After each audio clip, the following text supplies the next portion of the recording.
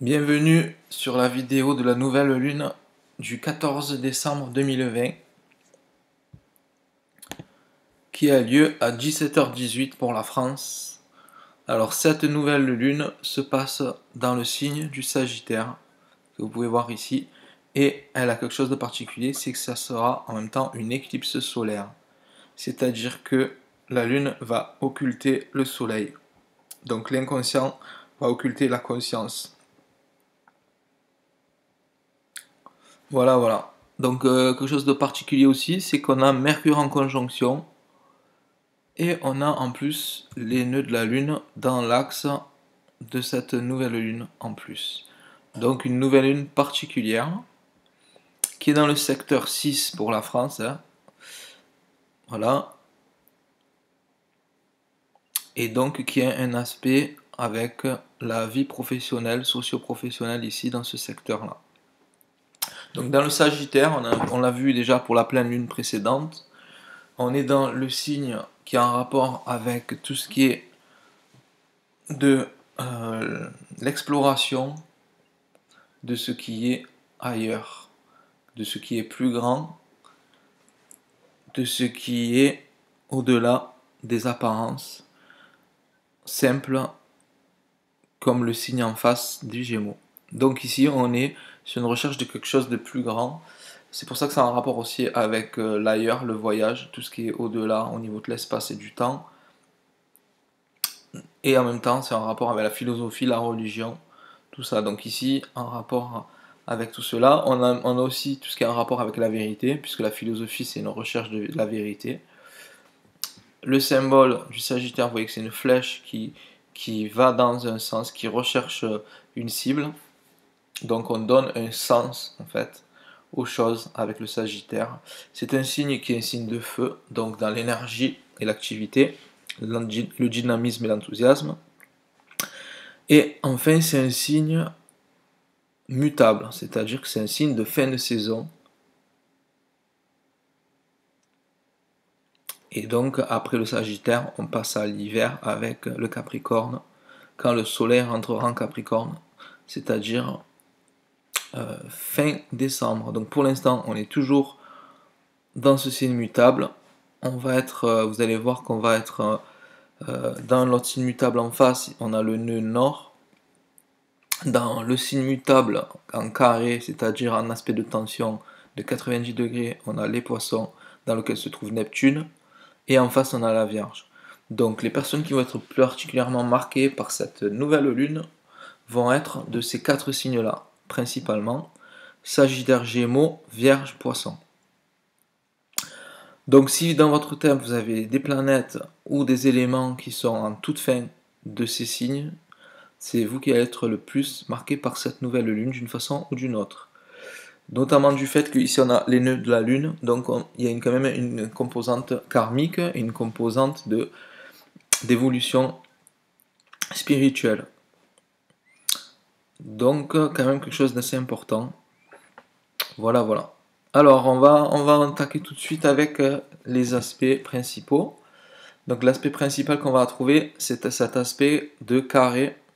Donc c'est un aspect de carré, c'est un aspect de tension qui est représenté par ce trait rouge ici en fait, entre les planètes. Je vais vous montrer, hop, ici et là. Donc ici on a notre nouvelle lune qui est représentée par le fait que la lune se trouve à côté du soleil. Et on a un aspect de tension, donc un aspect rouge avec la planète Neptune qui est dans son signe, le signe des poissons, ici représenté par ce symbole-ci. Et donc c'est la planète qui va particulièrement être activée en tout cas, ou activer cette nouvelle lune en tout cas, donc le soleil, la lune et Mercure notamment. Donc le soleil va représenter la conscience, la lune va représenter l'inconscient ou éventuellement les émotions, et Mercure va représenter le mental. Et donc toutes ces trois fonctions humaines sont touchées par Neptune. Neptune représente quoi?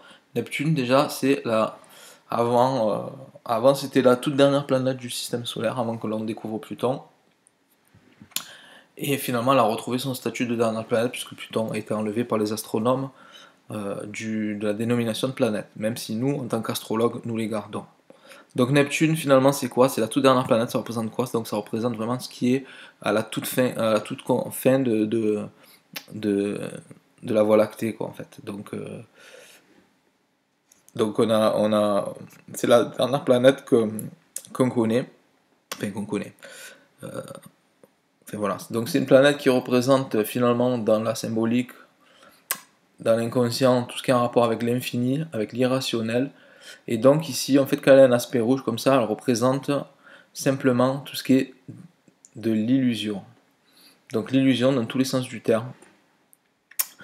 Et donc ici, elle aspecte, c'est-à-dire elle émet une énergie par rapport à ces trois fonctions de l'être humain, que sont la conscience, l'inconscience et le mental ou la communication, la façon de parler et éventuellement même de comprendre. Mercure ici, en fait, ce symbole-là, c'est Mercure, ça représente la communication, l'intelligence et le mental en règle générale, en fait. Donc ici, vous voyez que finalement le mental, la communication et l'intelligence sont finalement touchés par cet aspect d'illusion qui vient mettre du flou finalement sur tout cela. Donc on peut voir en fait une dynamique assez, assez qui va nous embrouiller finalement. Donc là, cette nouvelle lune, finalement, ben, tout ce qui va toucher de près ou de loin à cette nouvelle lune va avoir cet aspect-là d'illusion. Donc attention à ce qu'on nous dit principalement, attention à ce qu'on apprend au niveau apprentissage, parce qu'ici le signe du Sagittaire, c'est un signe en rapport avec l'éducation, et notamment un apprentissage qui serait à un niveau plus élevé que ce qui se fait classiquement. Donc après, à vous de voir le niveau. Et donc voilà, attention à cet apprentissage-là. Comme je disais, on a un rapport avec la religion, qui est aussi un rapport avec cette planète-là. Donc il pourrait y avoir quand même un effet néfaste en rapport avec la religion par rapport à tout cela. Par rapport à la foi, par rapport à un idéal ou un rêve, en fait. Tout ce qui peut avoir attrait au rêve. Donc en fait, on peut finalement rêver avec cette planète-là. Et quand c'est un aspect rouge, vous savez très bien que c'est pas toujours très positif, ou en tout cas ça crée des événements qui peuvent nous faire travailler. Donc comme je disais, les quatre signes que sont Gémeaux, Sagittaire, Poisson, Vierge, sont les signes qui vont être les plus touchés par cela. Donc vous savez, là on arrive justement sur... enfin le soleil arrive sur les éléments du thème du président Macron en fait. Et donc ça pourrait activer des éléments de son thème, hein, cet aspect-là. Donc à voir un petit peu si on va avoir un discours de sa part dans les prochains jours de cette nouvelle lune-là. En tout cas, il faudra faire attention. Lui-même pour être marqué par cet aspect-là qui va toucher son thème. Parce que M. Macron, finalement, a beaucoup de planètes fin Sagittaire, début Capricorne. Donc il est marqué par cette nouvelle lune-là, qui est particulière, parce qu'elle est aussi dans l'axe en rapport avec Trump aux États-Unis. Le président Trump est du signe du Gémeaux, donc en face, on a tous ces éléments-là qui viennent présenter. Donc, si vous voulez, Neptune, s'il est en carré avec ces éléments-là, il est aussi en carré avec les mêmes éléments de l'autre côté, ici dans ce signe-là, en Gémeaux. Donc, ça veut dire qu'il est en carré aussi avec les éléments du thème du président Trump.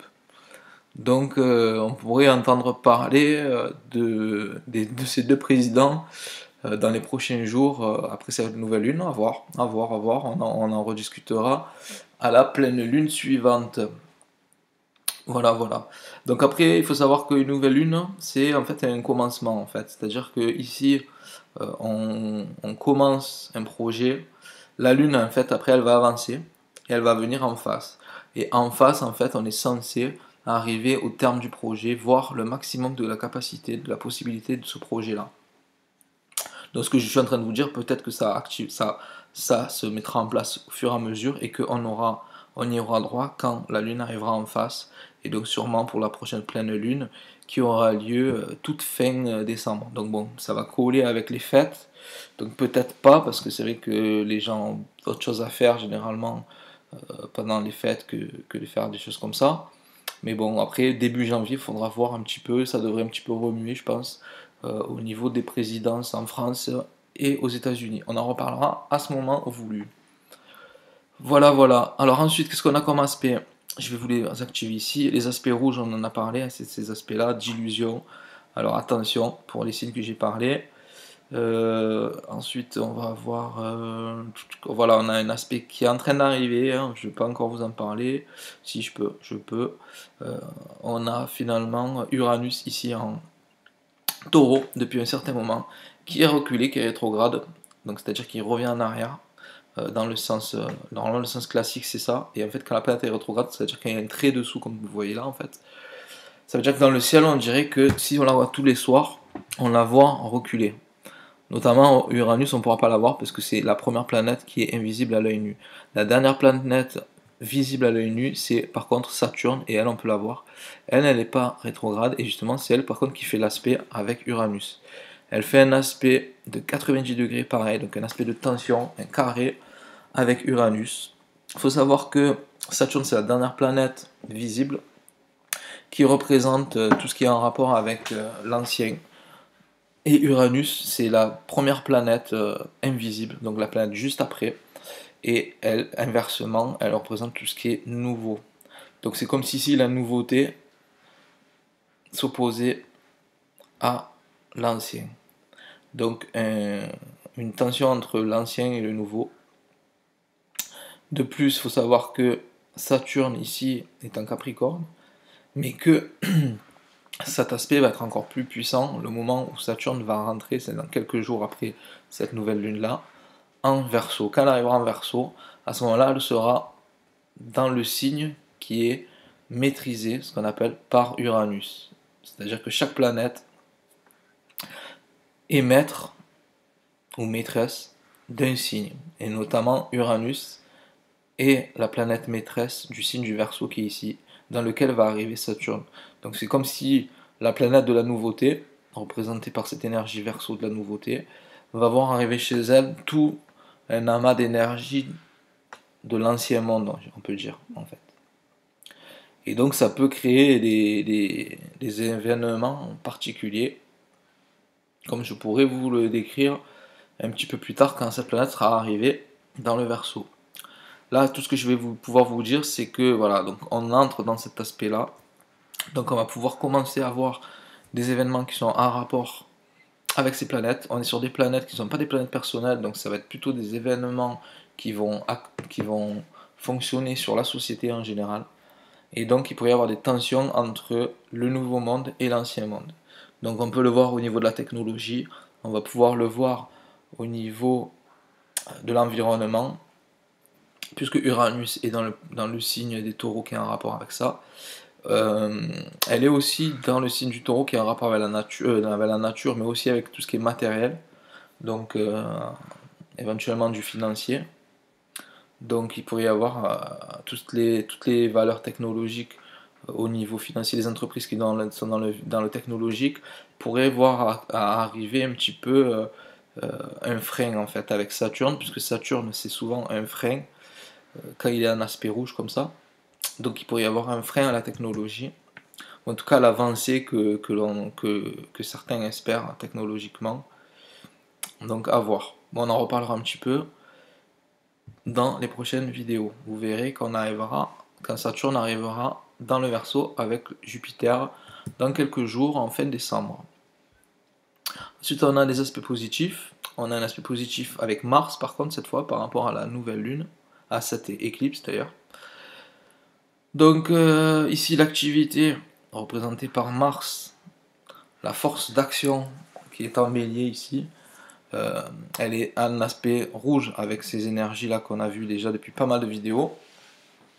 Et là cette fois elle vient en aspect positif avec cette nouvelle lune. Donc pourquoi déjà? Parce que c'est deux signes de feu. Si j'enlève, vous voyez que c'est rouge, ça représente en fait l'élément feu, qui est, comme je vous le disais tout à l'heure, un élément de dynamisme et d'enthousiasme. Donc voilà, là l'activité est favorisée pour les signes de feu, que sont donc Bélier, Sagittaire et Lion. Surtout pour le troisième décan. Donc vous aurez plus d'énergie, vous aurez plus de courage si vous êtes de ces signes de feu. Ensuite, on a un aspect de sextile entre toutes ces planètes-là, Pluton, Saturne, Jupiter et Vénus. Vénus qui était très mal aspectée par Uranus la dernière fois. C'est-à-dire qu'il y avait une opposition, donc il y a eu pas mal sûrement de problèmes au niveau affectif et sentimental pour les personnes qui ont été touchées par la dernière pleine lune. Et bien là, il y a un petit peu de mieux. C'est-à-dire qu'ici, les trois planètes qui font cet amas en Capricorne viennent justement se mettre bien avec Vénus. Donc là, par contre, Vénus, ça va un petit peu lâcher au niveau des sentiments et de l'affectif. Ça va un peu rentrer dans l'ordre. Voilà, voilà. Alors ensuite, ce qu'il faut noter, c'est qu'on a donc une éclipse. Une éclipse, c'est quoi? C'est que la Lune va éclipser la lumière du Soleil. Donc comme je vous disais, la Lune, on va en parler comme si c'était l'inconscient et le Soleil la conscience. Donc c'est comme si l'inconscient prenait le pas sur le conscient. Ce qui est un petit peu le cas pour tous les êtres humains, hein, parce que vous savez qu'on fonctionne beaucoup plus à l'inconscient qu'au conscient. Et bien là, on va être vraiment, ça va vraiment être le cas avec cette nouvelle lune là. Donc si vous êtes de ces signes de feu, toujours, Sagittaire, Bélier, Lion, troisième décan particulièrement, et bien vous allez avoir un peu plus encore non pas de lucidité du soleil, mais de sensibilité et d'intuition, je pourrais dire, avec cette lune ici. Donc votre lune pourrait vous apporter, cette lune-là en tout cas, pourrait vous apporter des flashs d'intuition, des choses comme ça. Très intéressant. Alors on peut dire que ça peut marcher aussi pour les signes d'air que sont Verseau, Gémeaux et Balance. Surtout, je dirais plutôt Balance et Verseau, parce qu'ici on est quand même dans un aspect d'opposition. Donc ça sera plus quand même pour la Balance et le Verseau. Troisième décan, pareil. Le conscient va prendre moins de place et l'inconscient un peu plus. Donc tout ce qui est sensibilité, tout ce qui est intuition peuvent vous aider si vous êtes du signe Verseau, Bélier, Lion ou Balance, troisième décan. Voilà un petit peu toutes les énergies pour ce 14 décembre 2020, cette nouvelle lune dans le signe du Sagittaire. Ensuite, le soleil va passer en Capricorne, on aura une pleine lune entre le Capricorne et le Cancer, mais ça sera encore autre chose. Donc comme je vous le disais, cette pleine lune, ce qu'il va falloir retenir là, cette nouvelle lune, là, ce qu'il va falloir retenir, c'est qu'on a un amas en secteur travail, et on a Neptune aussi au niveau du travail.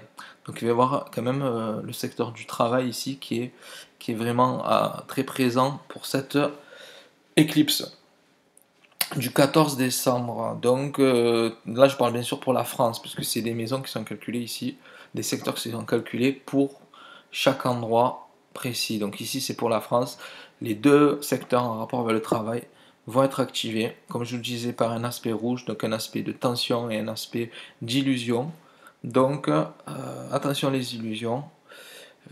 Voilà, si jamais vous avez des décisions à prendre, sachez que, comme je vous disais, il peut y avoir un aspect de décision là-dedans. Si vous êtes des signes de feu ou des signes d'air que j'ai cités, vous aurez de l'intuition, donc vous pouvez vous fier à ça. En tout cas, voilà, on a fait le tour pour ces énergies de nouvelle lune. Je vous la souhaite très bonne. On se revoit dans 15 jours pour la prochaine pleine lune. En attendant, portez-vous bien et je vous remercie d'avoir écouté cette vidéo.